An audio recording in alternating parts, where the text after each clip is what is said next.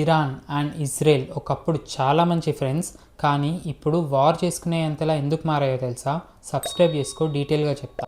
1948లో Israel form అయినప్పుడు ప్రతి ముస్లిం country దాన్ని అపోజ్ చేసింది, కానీ ఇరాన్ మాత్రం ఇజ్రాయెల్ని సపరేట్ కంట్రీగా యాక్సెప్ట్ చేసి సపోర్ట్ చేసింది. ఇజ్రాయెల్ ఇరాన్కి military power and agricultural technology provide చేస్తే, ఇరాన్ ఇజ్రాయెల్కి ఆయిల్ సప్లై చేసింది. కానీ ఈ రిలేషన్ని 1979లో వచ్చిన ఇరాన్ ఇస్లామిక్ రెవల్యూషన్ చేంజ్ చేసింది.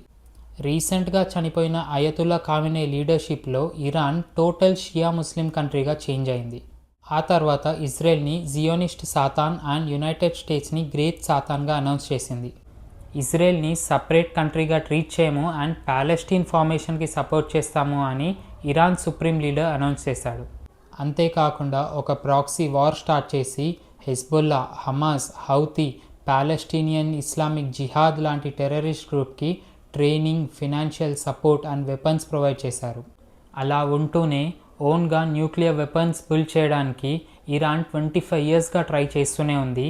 అండ్ ఆ మిషన్ ఫైనల్ స్టేజెస్లో ఉండడంతో దీంట్లో ఇరాన్ సక్సెస్ అయితే ఇజ్రాయెల్కి మంచిది కాదు అని అమెరికా హెల్ప్తో ఇరాన్ న్యూక్లియర్ ప్లాన్స్ పైన అటాక్ చేసింది.